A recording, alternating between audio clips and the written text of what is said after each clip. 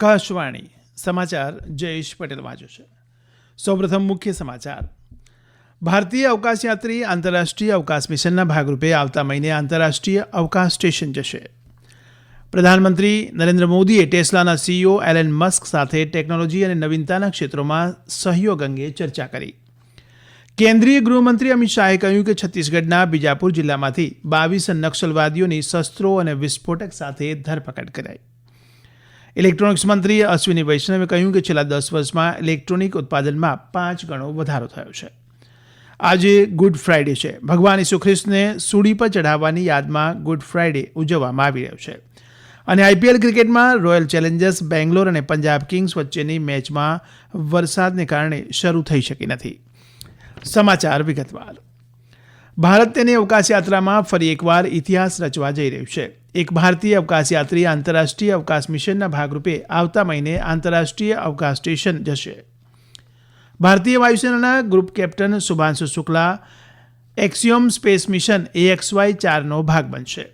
આ જાહેરાત કરતા અવકાશ અને પરમાણુ ઉર્જા રાજ્યમંત્રી જીતેન્દ્રસિંહે કહ્યું કે આ મિશન દ્વારા ભારત તેની અવકાશ યાત્રામાં એક નવો અધ્યાય લખવા જઈ રહ્યું છે.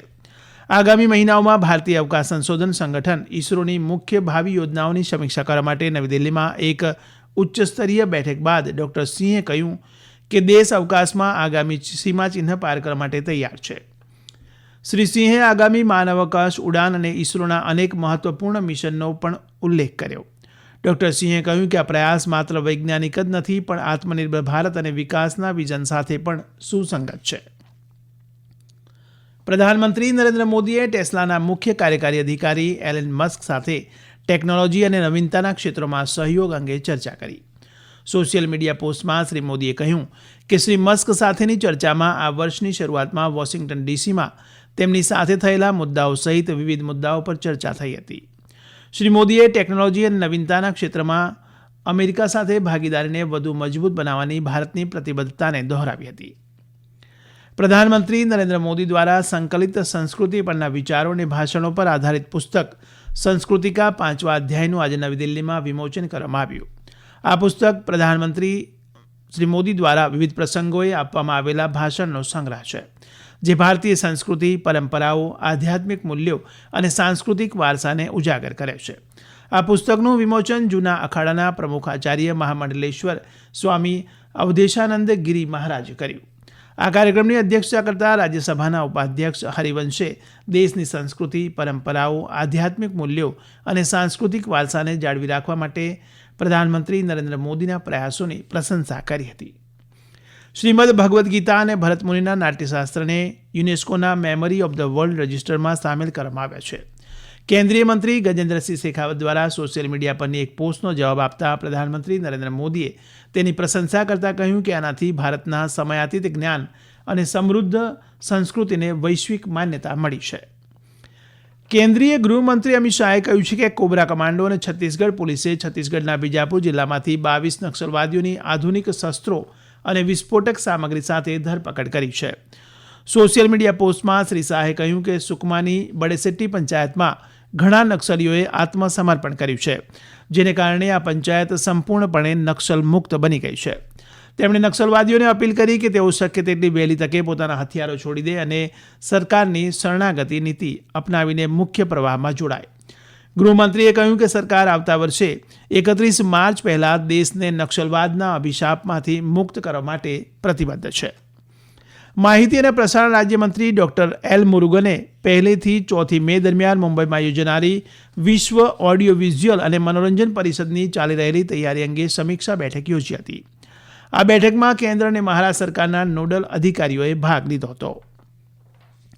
ઇલેક્ટ્રોનિક્સ અને માહિતી ટેકનોલોજી મંત્રી અશ્વિની વૈષ્ણવે કહ્યું છે કે છેલ્લા 10 વર્ષમાં ઇલેક્ટ્રોનિક ઉત્પાદનમાં 5 ગણો વધારો થયો છે. આજે ગુડગાંવના માનેસરમાં પત્રકારો સાથે વાત કરતા શ્રી વૈષ્ણવે જણાવ્યું કે મેક ઇન ઇન્ડિયા પહેલથી ઇલેક્ટ્રોનિક્સ ઉત્પાદન ક્ષેત્રમાં મોટો વધારો થયો છે. 10 वर्षों में इलेक्ट्रॉनिक्स मैन्युफैक्चरिंग 5 टाइम्स बढ़ी है और इलेक्ट्रॉनिक्स के एक्सपोर्ट 6 टाइम्स बढ़े.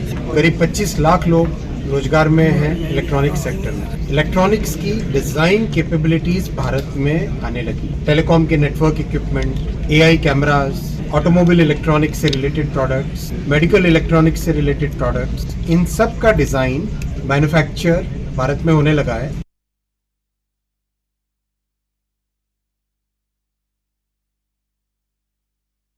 આ સમાચાર આપ આકાશવાણી પરથી સાંભળી રહ્યા છો.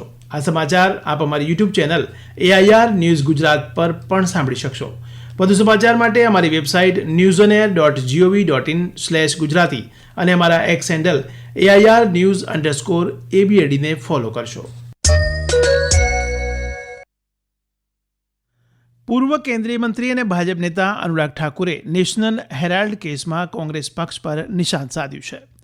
નવી દિલ્હીમાં આ મુદ્દા પર પત્રકાર પરિષદને સંબોધતા તેમણે કહ્યું કે નેશનલ હેરાલ્ડનું નામ સાંભળીને કોંગ્રેસ પક્ષમાં ખળભળાટ મચી ગયો છે. ईडी की चार्जशीट में बहुत साफ है, अपराध का प्रकार, अपराध की तिथि, अपराध का समय, अपराध की जगह, लेन देन का अपराध और अपराध के बारे में सारी जानकारियां ईडी ने फैक्ट्स एंड फिगर्स के साथ अपनी चार्जशीट में रखी है. और ये कांग्रेस का क्राइम है. This is a Congress model of corruption where a weekly newspaper is getting much more amount than the daily newspapers and a paper which is not even published at times. આજે good Friday છે. ભગવાન ઈસુ ખ્રિસ્તને સૂળી પર ચઢાવવાની યાદમાં good Friday ઉજવવામાં આવે છે. આ દિવસે ભગવાન ઈસુએ માનવજાતને પાપોથી મુક્ત કરવા માટે પોતાના જીવનનું બલિદાન આપ્યું હતું. પ્રધાનમંત્રી નરેન્દ્ર મોદીએ ગુડ ફ્રાઇડે પર ભગવાન ઈસુ ખ્રિસ્તના બલિદાનને યાદ કરતા સોશિયલ મીડિયા પોસ્ટમાં કહ્યું છે કે આ દિવસ આપણને પ્રેમ, કરુણા, દયા અને ઉદારતા માટે પ્રેરણા આપે છે. ખ્રિસ્તી બહુમતી ધરાવતા રાજ્ય મિઝોરમમાં પણ ગુડ ફ્રાઇડે ધાર્મિક ભક્તિભાવ સાથે ઉજવવામાં આવી રહ્યો છે. ગુડ ફ્રાઇડેની ખાસ પ્રાર્થનામાં મોટી સંખ્યામાં લોકો હાજર રહ્યા હતા. આજે 9મા શીખ ગુરુ તેગ બહાદુર સાહેબજીની જન્મજયંતિ છે. તેઓ 6ઠ્ઠા ગુરુ હરગોવિંદ સાહેબજીના સૌથી નાના પુત્ર હતા. તેમના પ્રકાશ પર્વ પર પંજાબમાં શબ્દ કીર્તનનું આયોજન કરવામાં આવ્યું હતું. ગુરુદ્વારાઓમાં મોટી સંખ્યામાં ભક્તો દર્શન કરવા અને પવિત્ર ગુરબાની સાંભળવા માટે આવી પહોંચ્યા હતા. પ્રધાનમંત્રી નરેન્દ્ર મોદીએ ગુરુ તેગ બહાદુરને તેમના પ્રકાશ પર્વ પર શ્રદ્ધાંજલિ આપી. સોશિયલ મીડિયા પોસ્ટમાં તેમણે ગુરુ તેગ બહાદુરને દેશના મહાન આધ્યાત્મિક માર્ગદર્શકોમાંના એક ગણાવ્યા. Indian premier league IPL T20 ક્રિકેટમાં રોયલ ચેલેન્જર્સ બેંગ્લોર અને પંજાબ કિંગ્સ વચ્ચેની મેચ વરસાદને કારણે શરૂ થઈ શકી નથી. બેંગલુરુના ચિન્નાસ્વામી સ્ટેડિયમ ખાતે નિર્ધારિત આ મેચમાં હજુ ટોસ ઉછાળવાનો પણ બાકી છે. ભારતના વીર ચોટરાણીએ સ્ક્વોશમાં મલેશિયાના મોહમ્મદ શિયાફિક કમાલને હરાવીને મલેશિયામાં વિશ્વ ચેમ્પિયનશિપ એશિયા ક્વોલિફાયર્સની સેમીફાઇનલમાં પ્રવેશ કર્યો છે. જોકે મહિલા સિંગલ્સમાં તન્વી ખન્ના ક્વાર્ટર ફાઇનલમાં હોંગકોંગની હેલેન તાંગ સામે હારીને સ્પર્ધામાંથી બહાર થઈ ગઈ છે. ભારતીય હવામાન વિભાગે ગુજરાત, દીવ, દમણ અને દાદરા અને નગર હવેલીમાં 7 દિવસ માટે એલર્ટ જાહેર કર્યું છે. સૌરાષ્ટ્ર, કચ્છ અને ઉત્તર ગુજરાતમાં આવતીકાલે અને તે પછી રાજકોટ અને કચ્છના અલગ અલગ સ્થળોએ ગરમીનું મોજું અને ઝડપી પવન ફૂંકાશે, જેમાં પવનની ગતિ 20થી 30 કિલોમીટર પ્રતિ કલાકની ઝડપે પહોંચશે એમ હવામાન વિભાગે જણાવ્યું હતું. આખા અઠવાડિયા દરમિયાન રાજ્યભરમાં શુષ્ક વાતાવરણ રહેશે. અમેરિકાએ વિશ્વ વેપાર સંગઠન WTOને જણાવ્યું કે સ્ટીલ અને એલ્યુમિનિયમ પર લાદવામાં આવેલી જકાત તેની રાષ્ટ્રીય સુરક્ષા ચિંતાઓ પર આધારિત છે, નહીં કે સુરક્ષા પગલાં પર. ભારતે આ મહિનાની 11મી તારીખે WTO સમક્ષ પરામર્શ માટે વિનંતી દાખલ કરી હતી. ભારતે દલીલ કરી હતી કે અમેરિકા દ્વારા લાદવામાં આવેલા ટેરિફને WTO નિયમો હેઠળ સુરક્ષા પગલાં તરીકે ગણવા જોઈએ.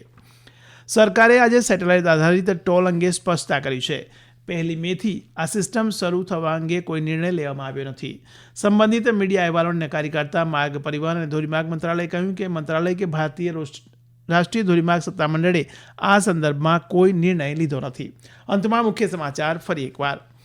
ભારતીય અવકાશયાત્રી આંતરરાષ્ટ્રીય અવકાશ મિશનના ભાગરૂપે આવતા મહિને આંતરરાષ્ટ્રીય અવકાશ સ્ટેશન જશે. પ્રધાનમંત્રી નરેન્દ્ર મોદીએ ટેસ્લાના CEO એલન મસ્ક સાથે ટેકનોલોજી અને નવીનતાના ક્ષેત્રોમાં સહયોગ અંગે ચર્ચા કરી. કેન્દ્રીય ગૃહમંત્રી અમિત શાહે કહ્યું કે છત્તીસગઢના બીજાપુર જિલ્લામાંથી 22 નક્સલવાદીઓની શસ્ત્રો અને વિસ્ફોટક સાથે ધરપકડ કરાઈ. ઇલેક્ટ્રોનિક્સ મંત્રી અશ્વિની વૈષ્ણવે કહ્યું કે છેલ્લા 10 વર્ષમાં ઇલેક્ટ્રોનિક ઉત્પાદનમાં 5 ગણો વધારો થયો. આજે ગુડ ફ્રાઇડે છે. ભગવાન ઈસુ ખ્રિસ્તને સૂળી પર ચઢાવવાની યાદમાં ગુડ ફ્રાઇડે ઉજવવામાં આવી રહ્યો છે. અને IPL ક્રિકેટમાં રોયલ ચેલેન્જર્સ બેંગ્લોર અને પંજાબ કિંગ્સ વચ્ચેની મેચ વરસાદને કારણે શરૂ થઈ શકી નથી. આકાશવાણી પરથી સમાચાર પૂરા થયા.